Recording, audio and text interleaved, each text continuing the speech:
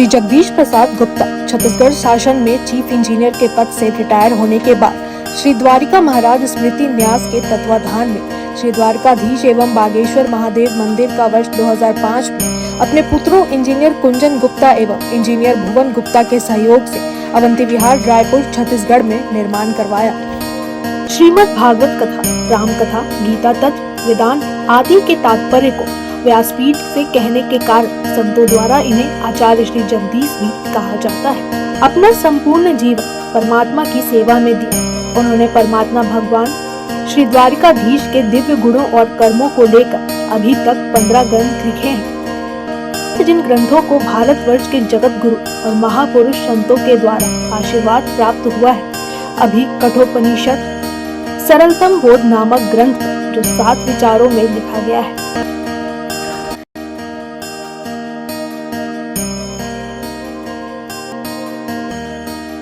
इसी उपनिषद में कई बार कहा गया है, इसी प्रथम अध्याय की 3री वल्ली के 10वें 11वें मंत्र में यही चीज कहा गया, इंद्रियभ्या परा ही अर्थाः। ध्यान दीजिए, तो इंद्रियों से शब्दादि विषय बलवान, शब्दादि विषय से मन बलवान है और मन से बुद्धि बलवती, बुद्धि से महान आत्मा अत्यंत श्रेष्ठ बलवान, उस जीवात्मा से बलवती भगवान की अव्यक्त माया शक्ति और अव्यक्त माया से भी परे है।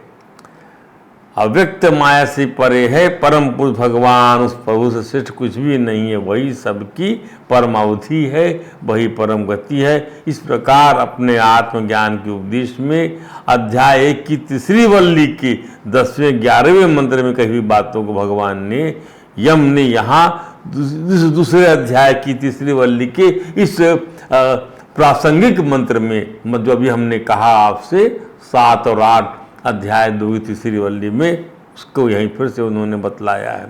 तो इसका अभिप्राय क्या है? अभिप्राय साफ है कि साधक जीवात्मा को माया नचाती है तो वो प्रभु के पास पहुंचे कैसे। साधक जीवात्मा से यह बलवती है अव्यक्त माया शक्ति भगवान की, ये नचाती है तो वो पहुंचे कैसे वहां पर।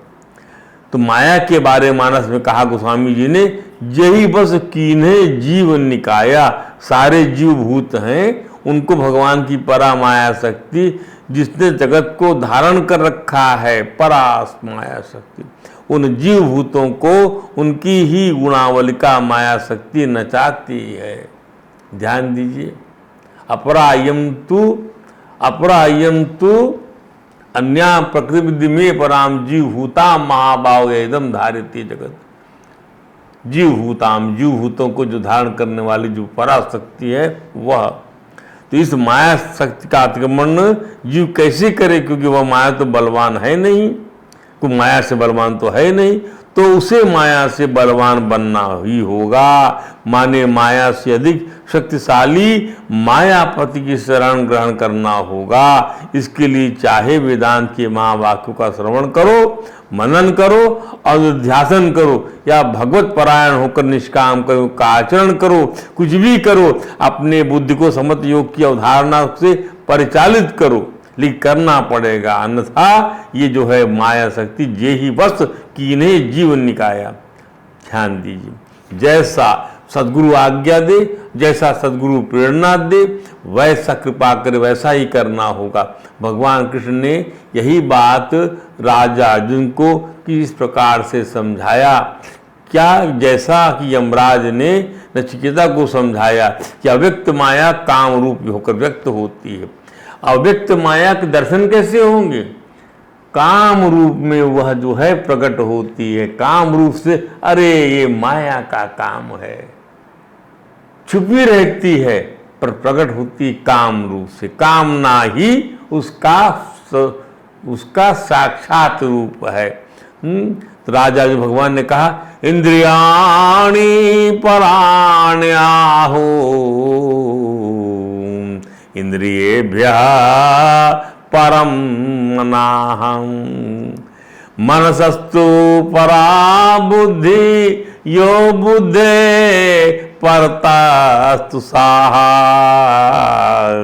एवं बुद्धे परम बुद्ध्वा संस्तभ्यात्मनम् आत्मना जय शत्रु महाबाहो काम रूपम दुरासदम। सरलार समझिए, इंद्रियों को स्थूल शरीर से श्रेष्ठ बताया गया, इंद्रियों से स्थूल शरीर से श्रेष्ठ है। यदि आपके अंदर में इंद्रिय देखने की इंद्रियां नहीं हो तो क्या शरीर की श्रेष्ठता है बताइए? सूंघने की शक्ति है तो क्या श्रेष्ठता है? अर्थात श्रेष्ठ सबल प्रकाशक व्यापक तथा सुख कहते इंद्रियों को, और इनसे परे वो मन है। मन से भी परे बुद्धि है, और आत्मज्ञान के लिए अमन होना जरूरी है। मन से परे बुद्धि है, और बुद्धि से जो परे है वह काम है। बुद्धियो बुद्धे परतः तु सह। वहां क्या कहा यमराज ने कहा क्या? यमराज ये कहते हैं, ध्यान से समझिए इस चीज को। यमराज ने कहा क्या? सत्वाद अधि महान आत्मा, बुद्धि से वहां जीवात्मा महान है, और महतो अव्यक्तम उत्तमम, और जो है इससे महान है वह अव्यक्त माया शक्ति। और यहाँ पर बुद्धि से महान कौन है? वह बुद्धि से बलवान कौन है? इस माया शक्ति का प्रकट रूप काम, जो हर लेता है बुद्धि को। एवं बुद्धे परम बुद्ध्वा, इस तरह बुद्धि से इस काम को जानकर, अपने आप को वश में करके, ससभ्य आत्मनम, अपने आप को वश में करके, महाबाहो जहि शत्रु महाबाहो, एवं बुद्धे परम बुद्ध्वा, इस काम को जानकर बुद्धि से मार डालो शत्रु को। कितना सुंदर संकेत किया है। तो ये माया का ही रूप है काम, इसीलिए काम जो है न चाहते हुए भी काम करा। कामना ही संपूर्ण पापों का कारण है, अर्जुन को समझाया। कामना संपूर्ण पापों, संतापों एवं दुखों आदि की जड़ है। कामना वाले व्यक्ति को जागृत में सुख मिलता तो दूर रहा, स्वप्न में भी कभी सुख नहीं मिलता। काम अछत सुख सपनेहु नाही, मानव का काम अछत सुख सपनेहु नाही। जो चाहते हैं वह न हो, और जो न चाहते हैं वह हो जाए, इसी को दुख कहते हैं। जो चाहते हैं वह न हो, हम चाहते हैं कि न हो, और जो न चाहते हैं, हम इसको नहीं चाहते भैया ये हो गया तो हम दुखी हो गए। यदि चाहते और नहीं चाहते को छोड़ दें तो फिर दुख है ही नहीं। आत्मज्ञान में इसी को स्वरूप यदि बोलते हैं, नाशवान पदार्थों की इच्छा ही कामना कहलाती है। नाशवान पदार्थों की इच्छा, ध्यान दीजिए, कामना कहलाती। आत्मज्ञान की प्राप्ति में इसे ही अनात्म वस्तुओं की आसक्ति बोलेंगे, और आत्मा के अतिरिक्त कोई भी वस्तु शाश्वत नहीं है ऐसा बोलेंगे। वैसे तो अविनाशी परमात्मा की इच्छा ही भी कामना के समान प्रतीत होती है, परंतु वास्तव में कामना नहीं है। अरे जहाँ उत्पत्ति और विनाशशील पदार्थों की कामना कभी पूरी नहीं होती, बढ़ती ही रहती है, पर परमात्मा को प्राप्त करने की इच्छा उनकी प्राप्ति होने पर पूरी हो जाती है। ध्यान दीजिए, वाह क्या बात। कामना अपने से भिन्न वस्तु की होती है, और परमात्मा अपने से भिन्न नहीं है, अभिन्न है। इसी प्रकार सेवा मन कर्मयोग, तत्व ज्ञान मन ज्ञान योग, भगवत में मन भक्ति की इच्छा कामना नहीं है। भगवत प्राप्ति इच्छा वास्तव में जीवन की वास्तविक आवश्यकता है। जीव को आवश्यकता तो परमात्मा की है, पर वह नाशवान पदार्थों की कामना करने लगता है। जीव को भूख परमात्मा की है, लेकिन वह नाशवान पदार्थों की भूख से बर्बाद हुआ पड़ा है। कामना ही संपूर्ण पापों का कारण। चोरी, डकैती, व्यभिचार, गर्हित यौन हिंसा आदि समस्त पाप कामना से ही तो होती है। इसलिए कामना को महापाप कहा गया। कामना उत्पन्न होते ही मनुष्य अपने कर्तव्य से, अपने स्वरूप से माने आत्मज्ञान और अपने इष्ट भगवान से विमुख हो जाता है, और नाशवान संसार के सम्मुख हो जाता है। नाशवान के सम्मुख होने से पाप होते हैं, अब पापों के फलस्वरूप मनुष्य को नीच योनि की प्राप्ति होती। हमारी विषय वस्तु है आत्मज्ञान, ब्रह्म ज्ञान। कामना परमात्मा की हो, न कि नाशवान संसार की। ध्यान दीजिए, परमात्मा की कामना के लिए बहिर्मुखी मन इंद्रिय नहीं, अपितु अंतर्मुखी मन इंद्रियों की आवश्यकता है। अंतर्मुखी मन इंद्रिय चाहिए। उल्लेखनीय कि मन से सृष्ट बुद्धि है, बुद्धि बलवान, परंतु काम तत्व ज्ञान की प्राप्ति का अर्थात ज्ञान का सबसे बड़ा शत्रु है। परंतु काम तत्व ज्ञान की प्राप्ति का अर्थात ज्ञान का सबसे बड़ा शत्रु काम है। क्या कहा भगवान ने? जही शत्रु महाबाहो काम रूपम दुरासदम।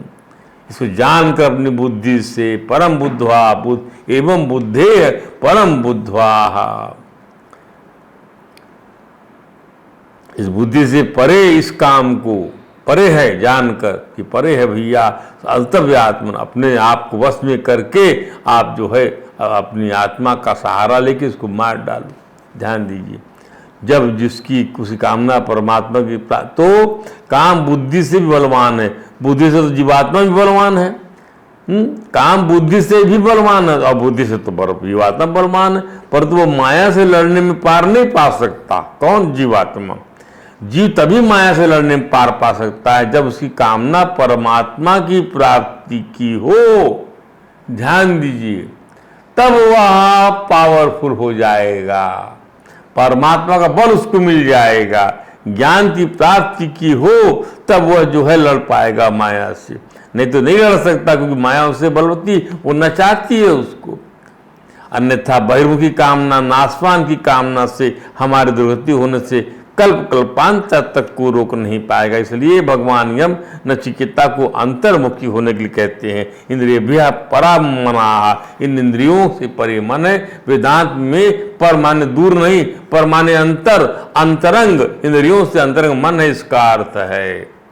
विपर्ति परा, जो इंद्रियों को पोषण देता है, इंद्रियों को चारा देता है, इंद्रियों को शक्ति देता है, उसका नाम है मन। मन कहीं और हो तो देखने पर भी नहीं दिखता, सुनने पर भी नहीं समझता। उपनिषद में आता है क्योंकि गुण वैषम्य से ये उत्पन्न होती है। इसलिए भगवान सनत कुमारों ने कहा था राजा पृथ्वी को, राजन आप समझने की कोशिश करिए कि परा परे अवरे ये भावा, परे अवरे निकृष्ट उत्कृष्ट ये भावा, गुण व्यतिकरादनु। प्रकृति की वैषम्यता से, प्रकृति की तीनों गुणों में जो वैषम्य है उससे उत्पन्न होते हैं, और इनकी वजह से कोई कुशलता से रह सके या अपनी क्षीम को प्राप्त कर सके या उसका अर्जन कर सके, संभव ही नहीं है। तेषां न विद्यते क्षेमं ईश ध्वंसिता शिशाम। तो राजन अपने आप को ये समझिए कि आप वह जो है वह तत्व तो आप स्वयं हैं, आप और वो अलग अलग नहीं हैं। ये तो ज्ञान ही नहीं करा सकेगी इंद्रियां आपको उस परमात्मा का, इनके अंदर फूट, और रात दिन इन्हीं का आप, रात दिन इनके माध्यम से आप जो कर्म करेंगे उस कर्म की वजह से आपको वह वस्तु प्राप्त, वह केवल जानने का विषय है। ध्यान दीजिए, इंद्रियों की उत्पत्ति अलग अलग होती है, ये अलग अलग रहती हैं, अलग अलग उत्पत्ति होती है, अलग अलग रहती हैं। और तीसरी बात, इनकी उत्पत्ति और प्रलय अथवा उदय और अस्त दोनों होता है। उत्पन्न हुई, अस्त हो गई। ये तो कहा ना मंत्र में, क्या कहा मंत्र में? भगवान यम ने कहा क्या? इंद्रियाणां पृथक भावा उदयास्त, उदय अस्त, उदय अस्त, उदय होना, अस्त होना, उदय होना, अस्त होना। Uprising and passing away, uprising and passing away, जो स्फुरना, जो संवेदनशीलता इनसे आए, जो संवेदना आपको अनुभव होती है थ्रू दीज सेंसेस, ये जो है उत्पन्न हुई, नष्ट हो गई, उत्पन्न हुई, नष्ट हुई। हमको इनके साथ में अपना एडिक्शन रखना नहीं है, क्योंकि हमारा स्वरूप इनकी आसक्ति से परे का है। ध्यान दीजिए, उत्पन्न जहां इंद्रियां पंच तन्मात्रा से उत्पन्न होती हैं, पंच तन्मात्रा से उत्पन्न हुई, शब्द रस स्पर्श गंध से उत्पन्न हुई, और जागृत में प्रकट हुई, उदय हुई, और सुसुप्ति में लीन या अस्त हो गई। इसका दृष्टा कौन? इनका दृष्टा कौन है? इनका दृष्टा जो मैं है, जो स्वयं है, जो आत्मा है, जो ब्रह्म है, वह एक रस है, उत्पन्न और अवसान से परे है, इसलिए एक रस है। यदि उत्पन्न और अवसान उसमें होगा तो वह जो है एक रस नहीं हो सकता। जो वस्तु उत्पन्न होगी और जो मर जाएगी वह जो है एक रस नहीं हो सकती, वो बदलने और बिगड़ने वाली होगी।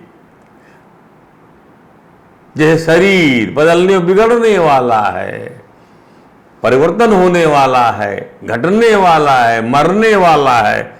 ध्यान दीजिए, तो यह सिद्धांत बतलाता है कि ब्रह्म और आत्मा रूपी मय में एका है। यही सिद्धांत बताता है कि ब्रह्म और आत्मा रूपी मय में एका है, क्योंकि दोनों अवसान और उत्पन्न से परे हैं। आकाश की सात्विक तन्मात्रा शब्द को ग्रहण करने वाली कर्णेंद्रिय के हम दृष्टा हैं। शब्द क्या है? आकाश की सात्विक तन्मात्रा, शब्द रूपी तन्मात्रा जो है उससे आकाश उत्पन्न होता है। ध्यान दीजिए, और उस शब्द को ग्रहण कौन करता है? कर्णेंद्रिय, उसके हम दृष्टा हैं। तो वायु की सात्विक तन्मात्रा से बनी हुई स्पर्श इंद्रिय त्वचा के भी हम दृष्टा हैं। अब वायु की सात्विक तन्मात्रा क्या है? वायु की सात्विक तन्मात्रा क्या है? वो स्पर्श है, उससे बनी हुई जो इंद्रिय है त्वचा, त्वचा उससे बनती है, स्पर्श से, उसके हम दृष्टा। इस प्रकार से हम तेज के दृष्टा हैं, हम जो है रस के दृष्टा हैं, हम गंध के दृष्टा हैं आदि। इस स्पष्ट होता है कि जो इंद्रिय है ये भी सूक्ष्म रूप से धातु हैं। जैसे सारी सृष्टि में पृथ्वी, जल, वायु, अग्नि और आकाश का वातावरण है, वैसे ही शरीर में इन भूतों का वातावरण है। और हम 5 भूतों और उनकी तन्मात्रा रूप, रस, शब्द, स्पर्श, गंध के दृष्टा हैं। 5 भूत कौन? पृथ्वी, पृथ्वी का की तन्मात्रा क्या? गंध, उसके हम दृष्टा हैं। जल, जल महाभूत है, उसकी तन्मात्रा क्या है? रस, उसके हम दृष्टा हैं। वायु, तेज, तेज की तन्मात्रा क्या है? तेज की तन्मात्रा है रूप, उसके हम दृष्टा हैं। उसके बाद वायु, वायु पंचभूत तन्मात्रा क्या है? स्पर्श, उसके हम जो है दृष्टा हैं। और जो है शब्द, जो आकाश के तन्मात्रा का शब्द है, उसके हम दृष्टा हैं। तो दृष्टा होने से हम परिणामी नहीं है कि हम जो है कोई परिणाम हमारा निकले, हम अविकृत हैं, कोई परिणाम नहीं निकलता, हम अपरिणामी हैं, कोई परिवर्तन नहीं होता इसमें हमारा, हम परिणामी नहीं हैं। कि हमारा जो है दूध से दही, दही से मक्खन, मक्खन से और जो है घी बनता हो हमसे, ऐसा नहीं होता। हम परिणामी नहीं हैं। हम परिणामी नहीं है कि हमको जो है हमसे जेवर बना लिया जाए, हैं? कुछ सोना और मिलाया जाए तो ऐसा जेवर बन जाए, कुछ बट्टा और मिलाया जाए तो ऐसा जो परिणामी नहीं है। हम जो है धात सोना है, हम परिणामी नहीं है। परिणामी क्या होता है? विकृति परिणामी होती है। ध्यान दीजिए, अशुद्धि परिणामी होती है। विशुद्ध तत्व में कोई परिणाम नहीं, वो एक रस है। वो कल भी वैसा था, आज भी वैसा है, परसों भी वैसा रहेगा, भूत में वैसा था, भविष्य में वैसा था। उसमें क्या अंतर आया है? आप बताइए, आकाश में क्या अंतर आया है? पृथ्वी में क्या अंतर आया है? वायु में क्या अंतर आया है? तेज में क्या अंतर आया है? जल में क्या अंतर आया? अंतर विशुद्धियों में अंतर आया है, अशुद्धियों में अंतर आया है। परिणाम, जो इसी को परिणामी कहते हैं। जैसे बुद्धि में स्वप्न विवर्त है, तो हम पंच महाभूतों के साथ साथ उनकी तन्मात्राओं की भी दृष्टा हैं। जैसे बुद्धि में स्वप्न विवर्त है, अपने आप बुद्धि में आता है। कोई स्वप्न दिखाता, देखता है, बुद्धि स्वप्न देखती नहीं, अपने आप स्वप्न उसके अंदर में आ जाता है कि आज मैंने स्वप्न देखा। तो बुद्धि का विवर्त है, वह अपने आप भासता है सपना। ऐसे ही महाभूत और उसकी तन्मात्रा परिणामी होने से परिवर्तित होते रहते हैं। हम अपरिणामी आत्मा के विवर्त हैं। हम क्या हैं? अपरिणामी आत्मा के विवर्त हैं। अपने आप भासते हैं। हमको कौन भासा? अपने आप हम भासते हैं। हमको भासते, अपने आप हम चमकते रहते। हम अपरिणामी आत्मा के विवर्त हैं। ध्यान दीजिए, पृथ्वी हमारा विवर्त है, आकाश हमारा विवर्त है। ध्यान दीजिए, हम किसी के विवर्त नहीं हैं, हम अपरिणामी आत्मा की विवर्त हैं। हम आत्मा का विवर्त आत्मा होगा। ध्यान दीजिए, आत्मा का विवर्त आत्मा होगा। तो इन पंच महाभूत की उम्र होती है, अतः इनकी उम्र का भी हमारा आत्मा दृष्टा है। दूसरे शब्दों में मैं उस काल का दृष्टा हूँ जिससे पदार्थों में उमा भासती है, पदार्थों में उमा भासती है, और इन्हीं पदार्थों में स्थान पना भासता है। इसलिए इन स्थानों का मैं दृष्टा हूँ। इसमें सब भासते हैं, और उस सब वस्तु का जो आकाश से पैदा होती है और लीन होती है उसका मैं दृष्टा हूँ। और मैं परिणामी नहीं हूँ, और ये परिणामी बदलने वाले हैं। इसलिए मेरे आज स्वरूप में ठसाठस इस रस घनीभूत स्वरूप में ये बिना हुए भास रहे हैं। ये मेरे आत्म स्वरूप में ठसाठस इस रस घनीभूत स्वरूप में ये बिना हुए भास रहे हैं। ध्यान दीजिए, क्योंकि मैं आत्मा का परिणामी विवर्त हूँ। ध्यान दीजिए, मेरा विवर्त मैं खुद ही हूँ। मैं अज्ञान की संगति से इंद्रियों की उत्पत्ति और अवसान को आप समझ लीजिए। अज्ञान की संगति से आपको समझ में आएगा इंद्रियों की उत्पत्ति और अवसान। जो लिखा है भगवान, ये हमने कहा क्या कि उदयाहतम उदयास्तम अयौ यत पृथक इंद्रियाणाम भावा पृथक भावा इंद्रियाणाम पृथक भावा। इंद्रियों के भाव जो है उदय होने वाले और लीन होने वाले होते हैं, उसको समझिए। अज्ञान माने क्या? अज्ञान माने बुद्धि से इस बात को ना समझना, ना समझना ही तो अज्ञान है। तो अज्ञान कहाँ से आया? अरे विचार नहीं करने से आया। विचार नहीं करोगे तो अज्ञान आ गया। यदि हम विचार करते, जिज्ञासा करते, सदगुरु के पास जाते, सदशास्त्रों का स्वाध्याय करते, संतों का आश्रय लेते हैं, तो यह ज्ञान जो आज हमें दुख दे रहा है ये बिल्कुल नहीं होता। यह तो केवल अध्यास के कारण के रूप में अज्ञान कल्पना की गई है। अज्ञान है नहीं, पर अध्यास के रूप में कल्पना की गई इसकी। अज्ञान वास्तव में है नहीं। अंधकार भी प्रकाश की सत्ता से, इसलिए अंधकार भी प्रकाश ही है। इसी प्रकार अज्ञान भी ज्ञान के कारण भासता है, वस्तुता है नहीं। अतः विचार न करने का बहाना बनाने के लिए अज्ञान का पर्दा है।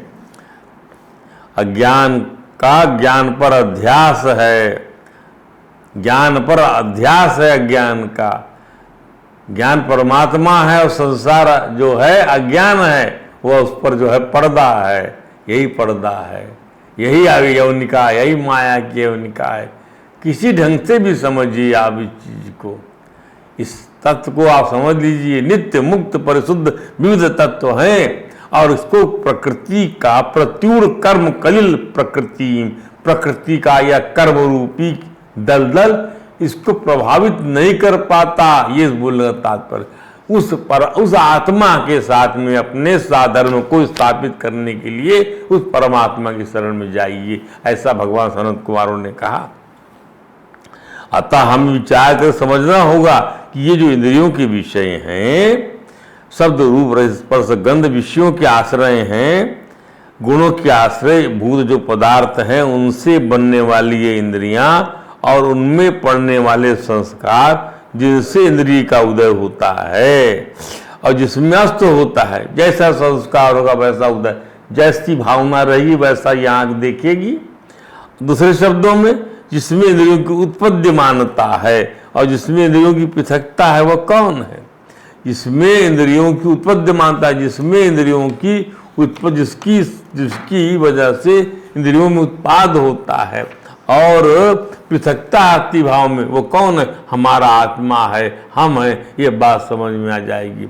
ज्ञान आत्मा आकाश है, सो ईश्वर है। हम अपने शरीर में हड्डी, मांस, चमड़ा, मिट्टी, पानी, आग से बने जो पदार्थ हैं उनको अलग करके, और सांस में अलगाव मालूम पड़ता है, उसको अलग करके यदि हम अपने को अवकाश मात्र देखें तो हमारी लंबाई चौड़ाई और नाप कितना, हमारी उम्र कालावधि कितनी, तब हमें अनुभव होगा कि हमारे भीतर कोई सीमित लंबाई चौड़ाई और ना सीमित कालावधि वाली उम्र है और ना ही सीमित हमारा वजन है। क्यों? हम अनंत चिदाभास माने चेतन आकाश हैं। जड़ आकाश में परिणाम होता है। जड़ आकाश क्या है? महाभूत। और ये ज्ञानात्मा आकाश है। ध्यान दीजिए, ज्ञानात्मा आकाश में कोई परिणाम नहीं होता, कोई बदलाव नहीं होता। महाभूत वाले आकाश में बदलाव होता है और चेतन आकाश में विवर्त होता है, अध्यास होता है, परिवर्तन का आभास होता है, पर वास्तव में होता नहीं। इसलिए यह समग्र सृष्टि, चाहे ब्रह्मलोक उसका नाम होए, चाहे गोलोक उसका नाम होए, चाहे साकृत लोक, चाहे वैकुंठ लोक, चाहे पितृलोक, गंधर्व लोक, नरक लोक, मर्त्य लोक, पशु पक्षी अन्य नामधारी सभी हमारे अखंड अद्वितीय रूप में चिदाकाश में बिना हुए ही भास रहा है। वह चिदाकाश का विवर्त है यही ज्ञान। समझे? यही ज्ञान, चेतन, हमारा आत्मा, हमारा ब्रह्म। पृथक उद्यमानानि इंद्रियाणि आत्मा न भवन्ति। समझिए, पृथक उद्यमानानि इंद्रियाणि, इसका समझिए अलग अलग उत्पन्न होने वाली इंद्रियां आत्मा नहीं हो सकती। पृथक उद्यमानानि इंद्रियाणि आत्मा न भवन्ति। भले ही पदार्थ अलग अलग पैदा होते हैं, परंतु देखने वाला एक है। देखने वाला एक है। झरोखों में अलग अलग रंग की कांच लगी हुई हैं और सभी से अलग अलग रंग का प्रकाश होने पर भी जब देखने वाला एक है तो जाहिर सी बात है अलग अलग उत्पन्न होने वाले पदार्थ आत्मा नहीं है। इसी प्रकार आंख रूप को देखती है, कान शब्द को सुनता है, त्वचा स्पर्श का अनुभव करती है, नासिका गंध को सूंघती है, जिह्वा रस लेती है, पांव चलता है, हाथ पकड़ता है, वाणी बोलती है। सब इंद्रियां अपना अपना काम अलग अलग करती हैं, अपने अपने विषयों को अलग अलग प्रकार सिद्ध करती हैं और अलग अलग सात्विक तन्मात्रा से भी उत्पन्न हुई हैं। परंतु जिसको मैंने कान से सुना, जिसको मैंने आंख से देखा, जिसका मैंने जीवा से स्वाद लिया, वही मैं अब नाक से सूंघ रहा हूं। ये क्या हुआ? अलग अलग विषय अलग अलग इंद्रियों से अलग अलग काल में अनुभव किए गए, परंतु यह प्रतिसंधान देखने में आता है कि अनुभव करने वाला तो आत्मा एक ही रस है, एक ही है। इसी प्रकार सब इंद्रियों का दर्द अलग अलग होता है, परंतु जिसको दर्द का अनुभव होता है वह बिल्कुल एक है। तो सार गर्भित बात समझ लीजिए। भगवान नचिकेता को भगवान यम ने उसके माध्यम से आत्मज्ञान की प्रस्तुति हमारे लिए किया का इंद्रियों का बीज कारण, इंद्रियों की पृथक पृथक कार्य, इंद्रियों की पृथक पृथक उपस्थिति और एक बात, उदयाह अस्तम आयौचयत। जागृत अवस्था में इंद्रियां कछुए के हाथ मुंह की तरह निकल आती हैं और स्वप्नावस्था की समाप्ति होने पर सबकी सब लीन हो जाती हैं। सपना से समान और सुषुप्ति में सबकी सब लीन हो जाती। तो इनके उदय में भी मैं और मैं ही इनके भावाभाव का साक्षी रहता हूँ। ध्यान दिए, सुषुप्ति के प्रारंभ होने पर सबकी सब लीन हो जाती हैं। तो मन इंद्रियों का राजा है परंतु नपुंसक है। ऐसे मन की बात भी करते चले। सभी जानते हैं कि जब मनुष्य योग युक्त नहीं रहता, अर्थात मन चंचल रहता है, तब नाना वस्तुएं दिखाई पड़ती हैं। नाना वस्तुओं के बारे में लगता है कि वे सच्ची हैं, इनमें ये गुण हैं, ये दोष हैं। अरे जब गुण दोष हो गया, राग द्वेष हो गया, और जब द्वेष राग हो गया तो झगड़ा साझा हो गया, मतलब पक्ष विपक्ष आ गया। तो ध्यान दीजिए, मन की जागृत अवस्था में ही देश के भेद, काल के भेद, वस्तु के भेद, व्यक्ति के भेद, संबंध के भेद सभी को मालूम पड़ते हैं। आत्मा इनका साक्षी होता है। सुषुप्ति अवस्था में इंद्रियों का अहंकार सो जाने से आत्मा की जागृति के अलावा और कुछ भेद का अनुभव नहीं होता। अरे आत्मा ही तो भेदों के अभाव का साक्षी है। हम दृष्टा हैं, ध्यान दें। सारे भेद बाधित तभी होते हैं तब इस महावाक्य के द्वारा आत्मा को ब्रह्म जान लेंगे। आत्मा जो साक्षी है वह वस्तु और वस्तु की कल्पना, इन दोनों का ही साक्षी होता है। सर्प और सर्प की कल्पना का अंतःकरण तो एक ही है भाई। जिस मन में देश काल वस्तु कल्पना है और उसी मन में देश काल वस्तु भी है और हम उसके साक्षी हैं। दूसरे शब्दों में देश का आश्रय मन और मन के आश्रय हम, काल का आश्रय मन और मन का आश्रय हम, वस्तु के भेद का आश्रय मन और मन का आश्रय है हम। हमारे मन में भ्रांति से जो वस्तु दिखती है उसका यही लक्षण है। जिस अंतःकरण में भ्रांति होती है उसी अंतःकरण में वह वस्तु भी होती है। इसका अर्थ क्या है? जिस वह आत्मा की दृष्टि में संपूर्ण विश्व प्रपंच का भावाभाव प्रतीत हो रहा है वह आत्मा साक्षात ब्रह्म है, अद्वितीय है। उसमें अंतःकरण ना एक है और ना ही अनेक, न उसमें मन है न मन के दृश्य हैं। ध्यान दीजिए, जब मन आमन हो जाए, मन से रहित हो जाए, तभी तो द्वैत की उपलब्धि नहीं होगी, नाना की उपलब्धि नहीं होगी। यथा मनसौ यमनी भावे द्वैतम नैव उपलभ्यते। मन का आमनी भाव हो जाना ही द्वैत की सत्ता समाप्त कर देता है। और मेरे प्रभु के सिवाय कुछ नहीं है, कृष्ण के सिवाय कुछ नहीं है। मत्तः परतरम नान्यद किंचिदस्ते धनंजय मयि सर्वमिदं प्रोतम सूत्रे मणिगणा इव।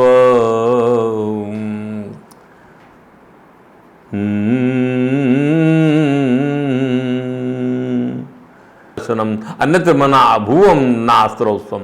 इसी बात को हम आपको और कल समझाएंगे। आज यहीं पर तीसरी करते हैं। श्री कृष्ण गोविंद हरे मुरारे, हे नाथ नारायण वासुदेव। हरे राम राम राम हरे हरे, हरे कृष्ण कृष्ण कृष्ण हरे हरे।